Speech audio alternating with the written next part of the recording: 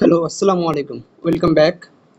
So আমরা গতদিন যে জিনিসটা দেখছিলাম আসলে এইখানে আপনারা কিন্তু এগুলো নিয়ে আরো একটু প্র্যাকটিস করবেন। যেমন আমরা গতদিন বা প্রিভিয়াস তারও আগে যে লেকচারগুলো দেখছিলাম সেখানে কিন্তু আমরা যে কাজটা করছিলাম, সো ডিভের মধ্যে যে প্যারেন্টটা সেটাকে আমরা হচ্ছে আচ্ছা, তার আগে আবার একটু বলে নেই যে আমাদের আসলে ইনলাইন এলিমেন্ট গুলো এরকম ভেঙে যাইতেছে লাইনের মাঝখানেই। বাট ইনলাইন ব্লক বা ব্লক এলিমেন্ট কমপ্লিটলি আবার নতুন নতুন লাইন থেকে শুরু হয়, সো তারা আসলে ভেঙে যায় না। সো তারা সবসময় ইনটেক থাকবে, দরকার হয় ওভারফ্লো হবে, তারপরও ভেঙে যাবে না। এটাই ছিল আমাদের গত লেকচারের মূল কথা। সো আমরা কিন্তু এখন যদি আমরা চাই যে এগুলো কোনো কিছু ওভারফ্লো করবে না, তাহলে কিন্তু আমরা ওই যে টেক্সট ওভারফ্লো যেটা ছিল, সো আমরা টেক্সট ওভারফ্লো বলে দিই যে নো র্যাপ দিয়ে দিতে পারি। সো নো র্যাপ দিয়ে দিলে আমাদের, সরি ওইটা আমাদের ছিল আসলে টেক্সট র্যাপ। সো এই বিষয়গুলো একটু মনে রাখতে হবে। সো টেক্সট র্যাপে আমরা আসলে নো র্যাপ দিয়ে দিয়েছিলাম। সো নো র্যাপ দিয়ে দিলে কিন্তু আমাদের আসলে কোনো এলিমেন্ট এভাবে ভাঙবে না। সো এলিমেন্টের ক্ষেত্রেও কিন্তু আসলে এই নো র্যাপ জিনিসগুলো কাজ করবে। ইভেন আপনি চাইলে আসলে ক্লিপ করে দিতে পারেন। সো ওভারফ্লো অটো না দিয়ে এখানে আসলে ক্লিপ করে দিতে পারেন। সো ক্লিপ করলে সেগুলো আসলে কেটে যাবে। ঠিক আছে, বাট ক্লিপ করলে কিন্তু আপনি যে রিসাইজের অপশনটা আসলে পাবেন না, রিসাইজ আপনি আসলে করতে পারবেন না। আমরা একটু হিডেন দিয়ে দেখি হিডেনের জন্য কি হয়। সো হিডেনের জন্য আপনি রিসাইজ করতে পারতেছেন, বাট ক্লিপের জন্য কিন্তু করতে পারবেন না। সো এটা একটা লেসন রাখতে পারেন যে ক্লিপ এবং হিডেনের মধ্যে এই দুটো পার্থক্য আছে। সো আরেকটা বিষয় হচ্ছে যে আপনি যদি এটাকে ভিজিবল দেন, তো ভিজিবল দিলে কিন্তু তখন আবার এই রিসাইজই করতে পারবেন না। সো রিসাইজের অপশন থাকতে পারবে না। সো তার মানে রিসাইজ করতে হলে অবশ্যই কিন্তু আপনাদের ভিজিবল এবং ক্লিপ এই দুটো অপশন ব্যবহার করা যাবে না। এই দুটো অপশন অ্যাভয়েড করে আপনি অন্য যে কোনো অপশন ইউজ করতে পারেন, হিডেন ইউজ করতে পারেন, অথবা অটো ইউজ করতে পারেন, বা স্ক্রল ইউজ করতে পারেন। সো আমরা স্ক্রলও দিয়ে দিতে পারতেছি। সো এই ক্ষেত্রে আসলে কাজ করবে, কোনো সমস্যা নাই। সেই তিনটার জন্য কাজ করে, বাকি দুইটার জন্য কাজ করবে না। ওকে, আজকের কথা আসলে এগুলো ছিল না, আমি এগুলো আসলে মুছে ফেলবো এখন। এগুলো আমাদের দরকার নাই। গুড, আমাদের ডান পাশ থেকেও চলে গেছে। সো আমাদের আসলে বডিটা লিখতে হবে, নাইলে ঝামেলা করতে পারে। ওকে, দেখুন নর্মাল কিছু টেক্সট লিখি। সো একবার ঝামেলা হলে এটা একটু রিফ্রেশ দিয়ে নিতে হবে। ওকে, এখন আমরা কিছু লিখলে সেটা নিশ্চয়ই আসবে। গুড। যে কথাটা বলতেছিলাম যে আমরা যদি কখনো বাটন তৈরি করি, একটা ডিজাইন আসলে আমরা দেখবো। তো আমরা বাটনটার নাম দিচ্ছি। সো আমি মাই বাটন দিচ্ছি, মাই বাটন। ওকে, এটা একটু রিফ্রেশ দেই। সো বাটনের বাই ডিফল্ট কিছু সুন্দর বিহেভিয়ার চলে আসছে, আমরা এখানে হোভার করতে পারতেছি, অনেক কিছু করতে পারতেছি। গুড। এখন আমরা আরেকটু একটু ব্রেক দিয়ে নিচ্ছি, যেহেতু এগুলো ইনলাইন এলিমেন্ট, এগুলো একটু ব্রেক দিতে হবে, ইনলাইন ব্লক এলিমেন্ট। সো আমরা এখানে একটা প্যারাগ্রাফ নিচ্ছি। সো আমরা একটা প্যারাগ্রাফ নিচ্ছি, তার মধ্যে আহ, আমরা বলতেছি যে প্যারা বাটন, সরি প্যারা বাটন। সো এইটা হয়েছে এখানে।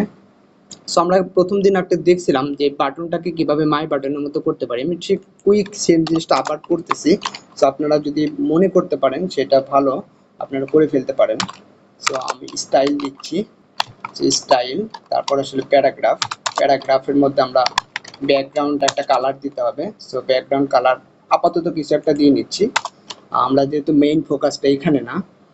এরপর আসলে বর্ডার, বর্ডার আসলে আমরা দিতে পারি 1 পিক্সেল সলিড ব্ল্যাক।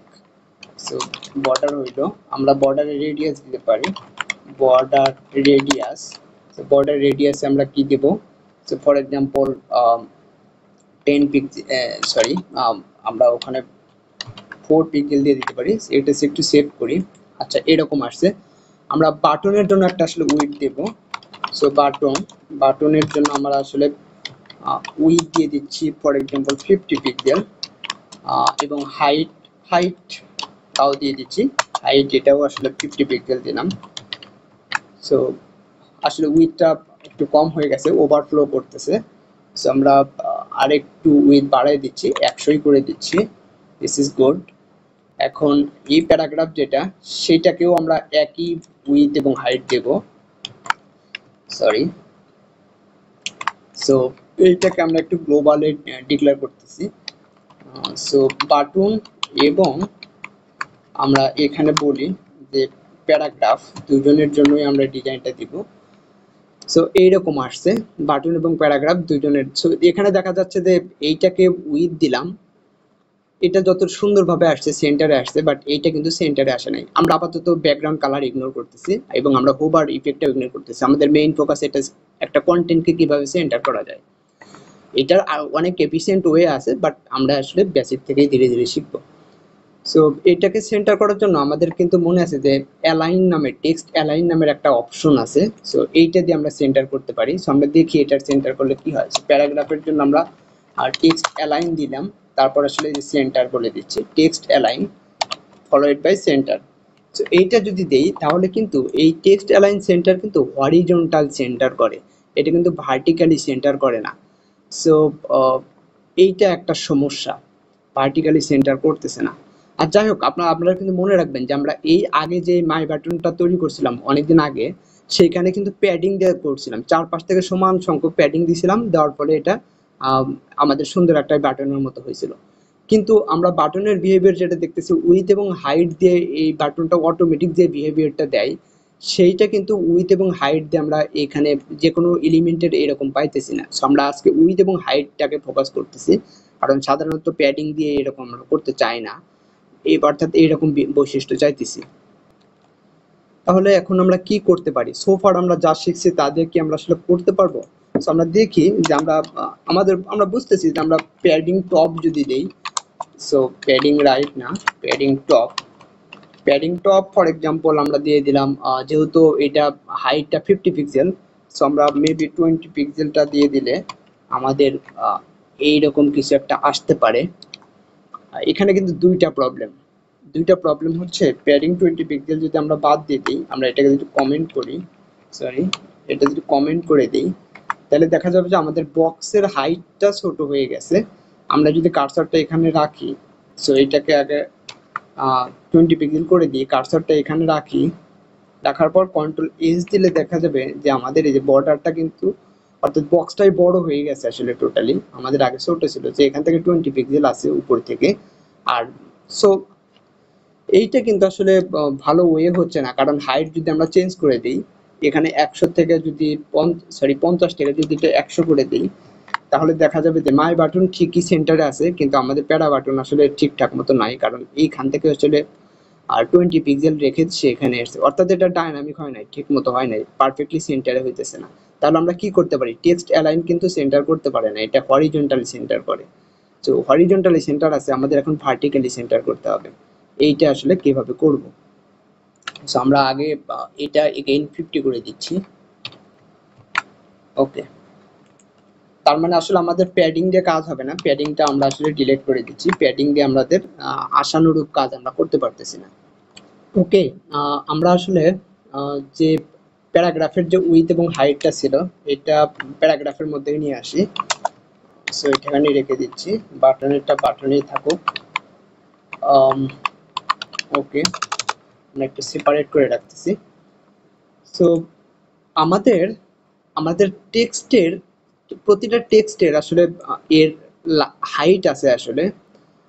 সো আমরা কতটুকু এই টেক্সট হাইট নেবে, সো বাই ডিফল্ট এই টেক্সটের উপরে নিচে অল্প একটু জায়গা আসলে হাইট নিয়ে বসে আছে। সো এইটাকে আমরা চাইলে বলে দিতে পারি। সো আমরা যদি বলি text height, sorry text height হবে না, এটা আসলে লাইন হাইট দিতে হবে। সো লাইন হাইটে যদি আমরা দেখি এমনিতেই 20 পিক্সেল দিয়ে দেখি কি হয়। সো 20 পিক্সেল বা তার চেয়েও আরেকটু বেশি দেই, 30 পিক্সেল। সো এই যে ধীরে ধীরে নিচের দিকে নামতেছে, 40 পিক্সেল, আরো একটু নিচের দিকে নামতেছে। সো এখন যদি আমরা এইটা এই যে ধরে দেখি, তাহলে দেখা যাচ্ছে যে এই পুরোটুকু কিন্তু, এই যে আমাদের যে যতটুকু সিলেক্টেড হয়েছে এই পুরোটুকু কিন্তু আসলে 40 পিক্সেল। ওকে, এখন আমরা যদি তার মানে এটাকে আরো 10 পিক্সেল বাড়ায় দিই, তার মানে এটা কিন্তু এখন একদম পারফেক্টলি এইটার পুরোটুকুর মাঝখানে পড়বে। সো আমরা যদি এটাকে 50 পিক্সেল বসাই দিই, 50 পিক্সেল, সো এখন দেখা যাচ্ছে যে পারফেক্টলি আমাদের যে কন্টেন্টটা আছে, এই কন্টেন্টের মানে এই যে একটা লাইন, বেসিক্যালি এই লাইনের যে হাইট, এইটা আসলে 50 পিক্সেলের সমান, যে 50 পিক্সেলটা এক্স্যাক্টলি আমাদের আসলে প্যারাগ্রাফের যে হাইট তার সমান হয়ে আছে, প্যারাগ্রাফের যে বক্স সাইজটা আছে বক্সের সাইজের আসলে সমান হয়ে আছে। ওয়েল, তাহলে কি আমাদের মোটামুটি সমাধান হয়ে গেল? আমাদের কি এটা আসলে সেন্টারে বসে গেছে? আম, দেখি আপনারা আসলে কি মনে করতে পারেন যে এটা অ্যাকচুয়ালি সেন্টারে বসছে কিনা। সেন্টারে তো অবশ্যই বসছে, বাট এটা হয়েছে কিনা? এটা বেসিক্যালি হয় নাই, কারণ আমরা বাটনের যদি এটা 50 পিক্সেল থেকে 100 পিক্সেল করে দেই, বাটন কিন্তু ঠিকই সেন্টারে আছে। বাট এই ক্ষেত্রে আমাদের প্যারাগ্রাফের হাইট যদি আসলে 50 পিক্সেল থেকে 100 পিক্সেল করে দিই, তাহলে আমরা দেখি কি হয়। সরি, সো প্যারাগ্রাফ কিন্তু আসলে আগের মতোই আছে, এটা আসলে চেঞ্জ হয় নাই। তার মানে এই 50 পিক্সেলটা আবার এখানেও যদি বসাইতাম, তাই সরি এই 100 পিক্সেল যদি আমরা এখানেও বসাইতাম, তাইলে আসলে ঠিক মতো কাজ করতো। তো সমস্যাটা আসলে রয়েই গেল। সমস্যাটা আসলে কিভাবে সলভ করা যায়, আমরা আবার আগেরটাতেই ব্যাক করি, এইটাকেও 50 পিক্সেল করে রাখি। তো সমস্যাটা সলভ করতে হলে আমাদের একটা সিএসএস ভেরিয়েবলের কনসেপ্টটা নিয়ে আসতে হবে।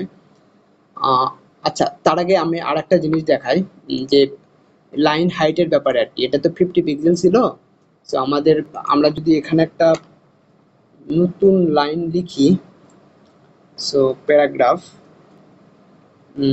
তো আমরা যে কোনো একটা টেক্সটই দিচ্ছি, নতুন টেক্সট দেওয়ার পরে বডিটাকে একটু ছোট করি।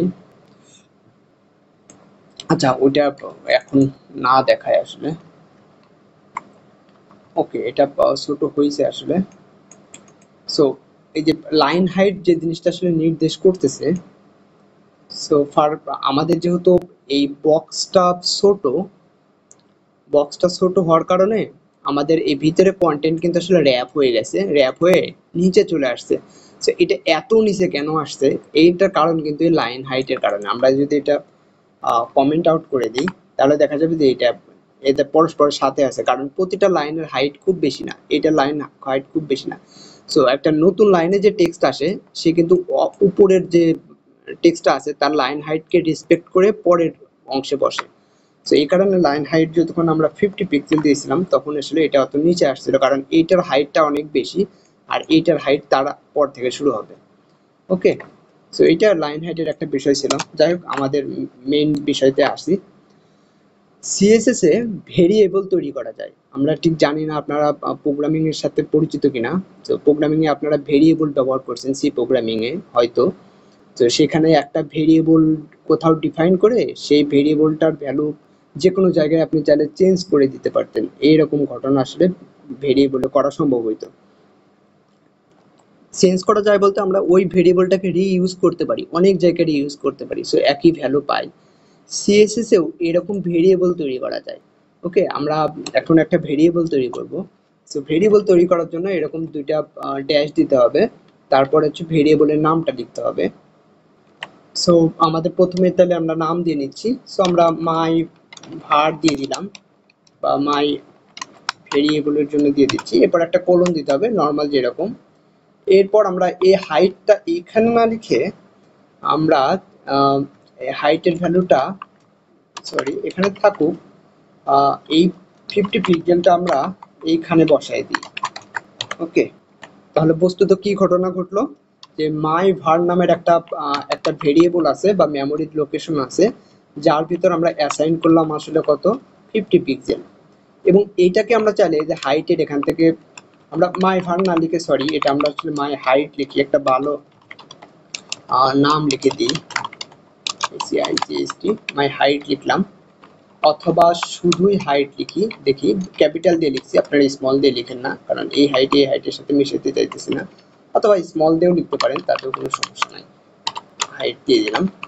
সো এখন এই ভেরিয়েবলটা ইউজ করতে চাইলে আপনি এইভাবে না ইউজ করে আপনাকে যেটা করতে হবে, যে ভার লিখতে হবে, ভার লিখে তারপরে আপনাকে আসলে এর মধ্যে হাইট লিখে দিতে হবে। সো তার মানে হাইট 50 পিক্সেলই আছে। আমরা একটু রিফ্রেশ দিচ্ছি, সেভ করতেছি, কিন্তু ঠিকঠাক মতো কাজ করতেছে। সো সেম জিনিসটা আমরা এখান থেকে কপি করে নিয়ে এসে আমরা এইখানেও বসাই দিলাম। সো এখন যদি এটা 50 পিক্সেল না দিয়ে এটাকে যদি আসলে 100 পিক্সেল দিয়ে দিই, তাহলে কিন্তু আমাদের এক্স্যাক্টলি এইটার মতোই আচরণ করতেছে।